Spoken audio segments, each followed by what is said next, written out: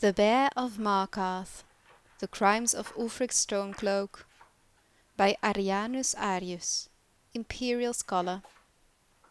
An account of Ulfric Stormcloak's short-lived independent reign over the Reach. Ulfric Stormcloak is considered a hero by many for his part in quelling the Forsworn uprising. It is said that when the Empire abandoned Skyrim and the natives of the Reach rebelled, undoubtedly due to the Nords' poor treatment of them, Ulfric Stormcloak and his militia was there to retake their land from the Forsworn. In all the bravado and epic yarns the skalds compose of his exploits, you would think Ulfric to be a giant of a man, equal to that of Tiber Septim in his cunning, leadership, and decisive actions. But the truth is far more revealing. Yes, from 4E 174 to 176, the Forsworn did in fact rule over the Reach as an independent kingdom from Skyrim.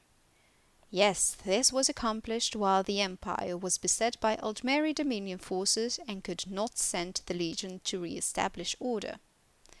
And yes, Ulfric Stormcloak did quell the rebellion without imperial assistance. That much is true, but what the bards often fail to tell in their stories is that the Forsworn kingdom was quite peaceful for those 2 years they were in power. True, some crimes were committed against former Nord landowners, often those accused of being the harshest towards their native workers. But on the whole the Forsworn ruled their lands fairly, and were making overtures to be recognized by the Empire as a legitimate kingdom. In the wake of the aftermath of the Great War, you can imagine the backlog on stately matters the Empire had. Before a peace treaty could be resolved with the Forsworn, a militia led by Ulfric Stormcloak sieged the gates of their capital Markarth. What happened during that battle was war, but what happened after the battle was over is nothing short of war crimes. Every official who worked for the Forsworn was put to the sword, even after they had surrendered. Native women were tortured to give up names of Forsworn fighters who had fled the city or were in the hills of the Reach. Anyone who lived in the city, Forsworn and Nord alike, were executed if they had not fought with Ulfric and his men when they breached the gates.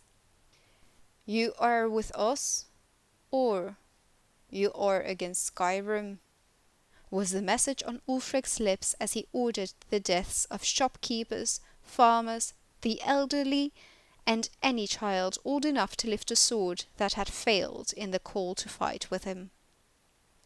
So, when a grateful empire accepted Ulfric's victory and sent soldiers to re-establish the rule of law in the Reach, it was no surprise that he would demand to be allowed to worship Talos freely before the Legion could enter. With chaos running through the streets of Markarth, and the reports of deaths rising every day, the Empire had no choice but to grant Ulfric and his men their worship. We allowed them to worship Talos, in full violation of the White Gold Concordat with the Aldmeri Dominion, which recognizes the elven belief that Talos, as a human, cannot be one of the divines. In jeopardizing the treaty that so many sacrificed for during the Great War, the Empire was wrong. But what choice did they have, I ask you? Against the Bear of Markarth, Ulfric Stormcloak, no is not an answer.